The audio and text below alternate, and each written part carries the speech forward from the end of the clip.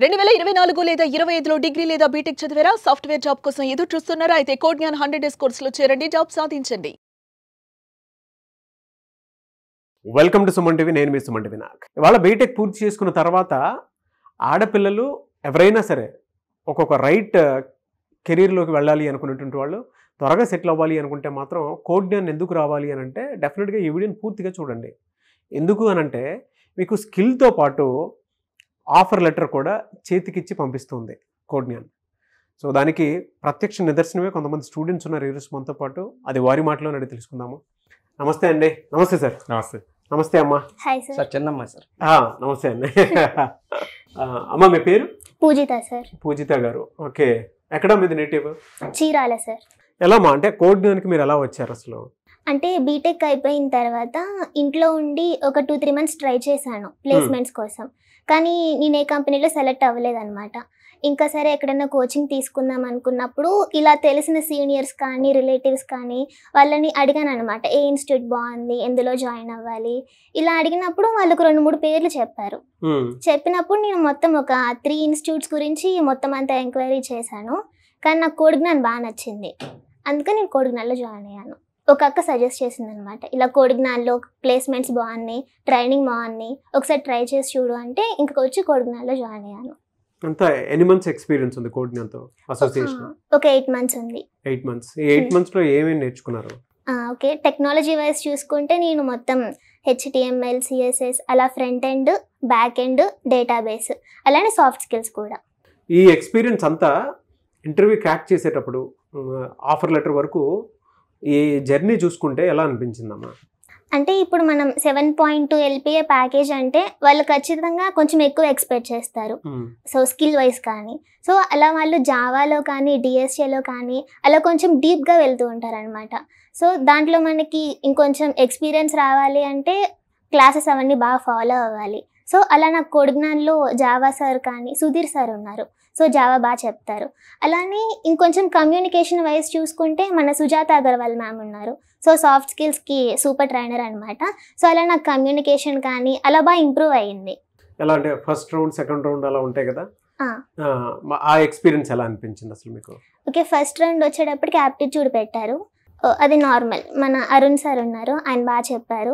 తర్వాత టెక్నికల్ రౌండ్లో జావా మీద కోడింగ్ క్వశ్చన్స్ అడిగారు, అక్కడ నాకు జావా బాగా యూజ్ అయింది. తర్వాత వచ్చేటప్పటికి 2 టెక్నికల్ రౌండ్స్ జరిగినాయి, ఇంటర్వ్యూస్ అనమాట, ఫేస్ టు ఫేస్ జరిగాయి. అందులో నాకు కమ్యూనికేషన్ అలానే ఈ జావా, SQL ఇవి బాగా యూజ్ అయినాయి. ఇప్పుడు ఏ కంపెనీలో జాబ్ క్రాక్ చేశారు మీరు? సోలేరా. 7.2 LPA salary. Yes sir. Good, congratulations. Thank you sir. ఇప్పుడు ఈ 8 మంత్స్ జర్నీ పట్టింది కదా, పేరెంట్స్కి ఏంటంటే ఒక యాంగ్జైటీ ఉంటుంది. అరే కొంచెం మనం కోర్స్ చూస్తేనేమో 3 మంత్స్ లేదంటే కొంతమంది 2 మంత్స్లోనే జాబ్ క్రాక్ చేసేటువంటి వాళ్ళు ఉన్నారు. కోడ్ కనుక హిస్టరీ ఉంది కాబట్టి డెఫినెట్గా ఎక్స్పెక్ట్ చేస్తారు. ఈ 8 మంత్స్ జర్నీలో మీ పేరెంట్స్ దగ్గర నుంచి ఎక్కడ ఒత్తిడి కానీ లేదనంటే ఇలా ఉంది అనేటువంటి విషయం మీకు గుర్తు చేస్తూ చెప్తూ కూడా ఎక్కడా కూడా డిస్టర్బెన్స్ క్రియేట్ చేయకుండా ఎక్కడ దాకా తీసుకుని వచ్చారు కదా, అలాంటి ఎక్స్పీరియన్సెస్లో మీరు ఎక్కడైనా వెనకబడినటువంటి సందర్భం ఏమైనా ఉందమ్మా? వెనకబడటం అంటే ఇప్పుడు మనం కంపెనీస్కి అటెండ్ అవుతూ ఉంటాము, సో ఖచ్చితంగా ప్రతి కంపెనీలో మనకైతే రాదు. ఏదో ఒక రౌండ్లో మనం ఖచ్చితంగా ఎక్కడో చోట ఫెయిల్ అయిపోతూ ఉంటాం. అలా ఫెయిల్ అయినప్పుడు కొంచెం డీమోటివేషన్ వస్తుంది. సో అలాంటి టైంలో మనకి పేరెంట్స్ సపోర్ట్ అనేది చాలా అవసరం. సో ఆ టైంలో నాకు మా అమ్మ కానీ మా నాన్న కానీ చాలా బాగా సపోర్ట్ చేశారు. నేను ఎక్కడన్నా లో ఫీల్ అవుతున్నా సరే, లేదు నీకు ఖచ్చితంగా వస్తుంది, ట్రై చేయి, ఇంకా వస్తుంది, ఇంకొంచెం మంచి ఛాన్స్ వస్తుంది, అలా నన్ను మోటివేట్ చేస్తూ ఉండేవాళ్ళు మీ పేరెంట్స్. మా పేరెంట్స్. ఓకే, ఎస్పెషల్లీ మీ ఫాదర్ రోల్ ఏ విధంగా ఉంటుంది? నేను ఎప్పుడైనా సరే కొంచెం లోగా ఫీల్ అయినప్పుడు, లేదు నాకు ఈ కంపెనీ రాలేదు, నేను సెలెక్ట్ అవ్వలేదు, ఇంకా నాకు రాదేమో అని కొంచెం ఆలోచిస్తూ ఉంటాం కదా, ఆ టైంలో ఇది పోతే పోయింది, నీకు ఇంకో కంపెనీ ఇంకొంచెం మంచిది వస్తుంది, నువ్వు ఇంకొంచెం బాగా ట్రై చేయి, నువ్వు స్కిల్ నేర్చుకో ఫస్ట్, నీకు వస్తుందా లేదా అని కాదు, నువ్వు స్కిల్ నేర్చుకో ఫస్ట్ అని నేను కొంచెం మోటివేట్ చేస్తూ ఉండేవాళ్ళు. అలా మీ ఫాదర్ మోటివేట్ చేసినప్పుడు నీకు ఏమనిపించేదమ్మా? చాలా హ్యాపీగా ఉండేది. నాకు తెలిసి ప్రపంచంలో ఇంత మంచి ఫాదర్ ఇంకెవరికి లేరేమో అనిపించింది. మీ ఫాదర్ ఎక్స్పీరియన్స్ ఏంటో కనుక్కుందాము. 2 ఆడపిల్లలు పెంచారు సార్. సో పెద్ద పాప ఎలాగో సెటిల్ అయిపోయింది, ఇంకా 7.2 LPA శాలరీ. ఎలా సార్, అంటే మీ ఎక్స్పీరియన్స్ అంటే పిల్లలకి 8 మంత్స్ పట్టింది జాబ్ క్రాక్ చేయడానికి అన్నప్పుడు మీరు చాలా స్ట్రగుల్ చూస్తుంటారు కదా, సో అక్కడ దాకా తీసుకురావడానికి ఎలాంటి స్ట్రగుల్ చూసారు అసలు మీరు? పిల్లల్ని మనం ప్రోత్సహించాలి కానీ వాళ్ళని నిరాశపరచకూడదు.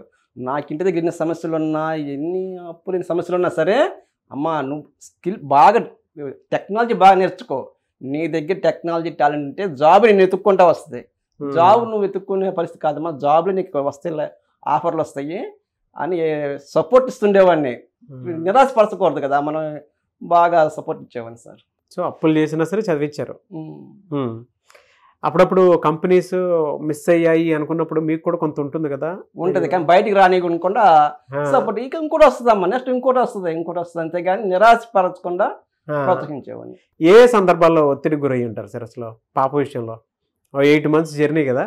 సందర్భాలు అయితే చాలా ఉన్నాయి, కానీ అయితే ఎప్పుడు బయటికి రానికుండా ఏది ఒక సందర్భం చెప్పండి, ఎందుకంటే పేరెంట్స్ తెలియకుండా పెంచుతూ ఉంటారు కాబట్టి మీ పాపకు కూడా తెలియాలి, అందుకే అడుగుతున్నాను. ప్రతి పేరెంట్ వాళ్ళ ఏమనుకుంటారంటే, అంటే మీకు ఉండేటువంటి ఒత్తిళ్ళు ఏవైతే ఉంటాయో ఏ రోజు కూడా పిల్లలకి చెప్పుకోరు, కానీ వాళ్ళు ఉన్న పిల్లలకి అది అర్థం అవ్వాలి.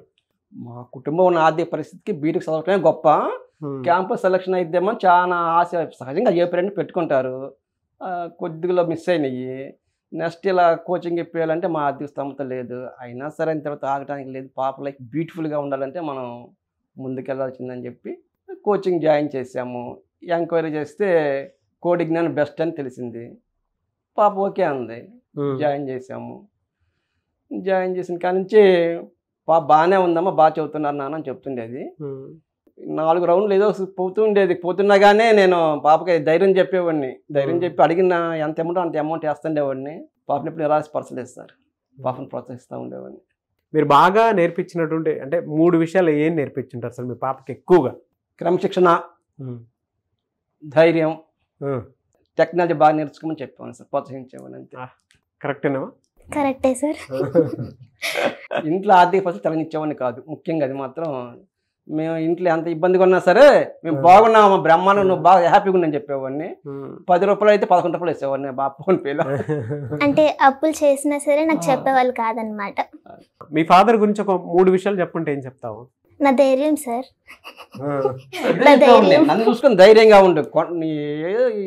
ఇలా హాఫ్ రోజు ఎగ్జామ్ రాసినప్పుడు ఏదో ఒక రౌండ్లో పోయేది, నువ్వు డిసప్పాయింట్ అవుద్దమ్మా, నన్ను చూసుకొని ధైర్యంగా ఉండు, నేనే నీ ధైర్యం బా అని చెప్తా ఉన్నాడు. ఇది మాత్రం బాగా చెప్పేవాడు. ఎంతమంది పేరెంట్స్ ఇలా సపోర్ట్ చేస్తున్నారు చెప్పండి? పిల్లలు మీరు బయటికి పంపించేస్తున్నారు, ఒక రైట్ ఇన్స్టిట్యూట్లో మీ పిల్లలు కనుక అలా వదిలేస్తే అలాంటి కాన్ఫిడెన్సే వస్తుంది.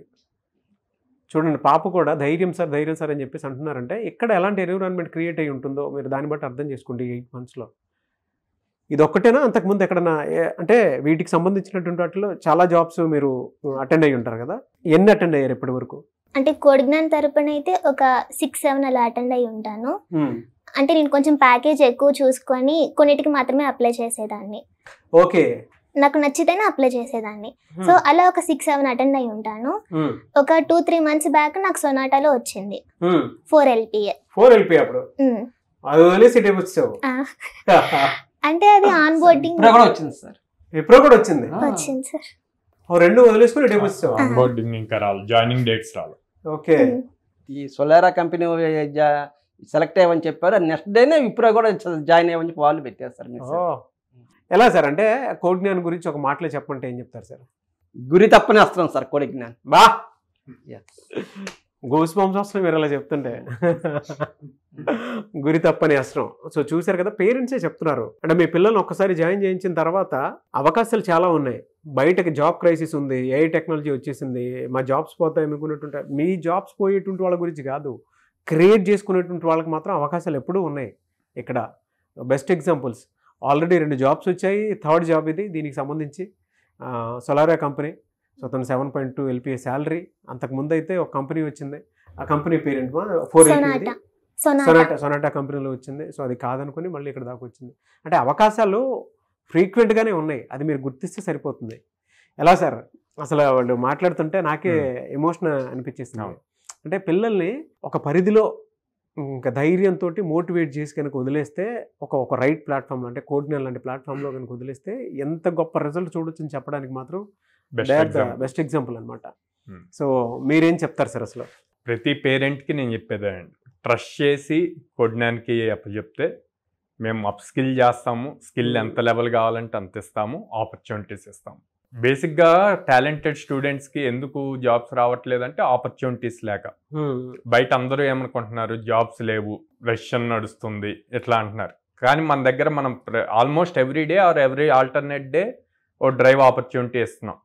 ఆ ఇచ్చిన ఆపర్చునిటీని క్రాక్ చేయాలి అంటే అట్ ద సేమ్ టైం వాళ్ళకి స్కిల్ ఉండాలి, ఆ స్కిల్ కూడా నేర్పిస్తున్నాం.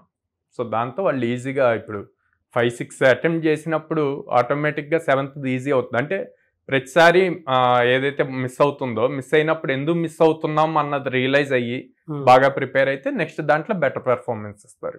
ఎక్కడ సార్ అంటే మీ ఇన్స్టిట్యూట్స్ ఎక్కడెక్కడ ఉన్నాయి? ఎందుకంటే ప్రతి ఒక్కరికి వాళ్ళ గురి తప్పని ఒక అస్త్రం కోడ్జ్ఞాన్ అంటే. సార్ మంచి ట్యాగ్ లైన్ ఇచ్చారు. మీ ట్యాగ్ లైన్ వాళ్ళ సౌత్ ఇండియాలోనే నంబర్ 1 అయినటువంటి కోడ్జ్ఞాన్కి ఇదొక అస్త్రంలా పనికొస్తుందండి. అవును sir. Thank you so much for the tag line. మనకి ఎవరైనా సరే మనకి మేలు చేసిన వ్యక్తి లేదా ఒక సంస్థ అయినా మనకు గుర్తొస్తే మొహంలో చిరునవ్వు వస్తుంది.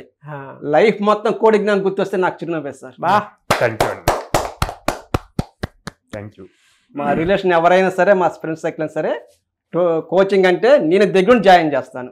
హైదరాబాద్ అయినా సరే, విజయవాడ అయినా సరే, బెంగళూరు అయినా సరే, వాళ్ళ బ్రాంచీలు అన్నీ నాకు తెలుసు. కూకట్పల్లి బ్రాంచ్ తెలుసు. స్టార్టింగ్ ఆడికి వెళ్ళాము, అక్కడి నుంచి అమీర్పేట నెక్స్ట్ బ్రాంచ్కి అక్కడ జాయిన్ కొత్త బ్యాచ్ బిగిన్ అవుతుంటే మా సర్కిల్ కానీ మా రిలేషన్ కానీ ఎవరైనా సరే జాయిన్ అవుతామంటే కోడ్జ్ఞాన్ నేను దగ్గర జాయిన్ చేస్తాను. కానీ చాలా మంది పేరెంట్స్ ధైర్యం ఇచ్చారు. థ్యాంక్ యూ సో మచ్ అండి వన్స్ అగైన్. ఎలా సార్ అప్రోచ్ అవ్వాలంటే ప్రాసెస్? స్క్రీన్ మీద కనిపిస్తున్న నెంబర్స్ కాల్ చేయొచ్చు అండి, ఆర్ డైరెక్ట్గా నేను పేరెంట్ అండ్ చైల్డ్ ఇద్దరు విజిట్ చేసి వాళ్ళకున్న డౌట్స్ కౌన్సిలర్స్తో మాట్లాడి తర్వాత అక్కడ ప్రజెంట్ చదువుతున్న స్టూడెంట్స్తో కూడా మాట్లాడి అప్పుడు డెసిషన్ తీసుకోమంటాను. సో మనకి విజయవాడ మొగలరాజపురంలో ఉంది, హైదరాబాద్ JNTU మెట్రో స్టేషన్ దగ్గర ఉంది, Ameerpet Chennai shopping mall opposite ఉంది, and then Bengaluru BTM layout 2nd phase లో ఉంది. 3 ప్లేసెస్లో ఉన్నాయి. అవును. Anyways congratulations. పేరెంట్ కిడ్ ఇద్దరు వచ్చి మాట్లాడటం అనేది చాలా పెద్ద విషయం. అండ్ కంగ్రాచులేషన్స్ మా. Thank you sir. 2 కంపెనీస్లో ప్లేసెస్ అయిన తర్వాత మళ్ళీ ఒక కొత్త కంపెనీలో అంటే మంచి ప్యాకేజ్ ఇచ్చేటువంటి కంపెనీలో వెళ్దాం అనుకునేటువంటి ఆలోచనతో ఉంటాం.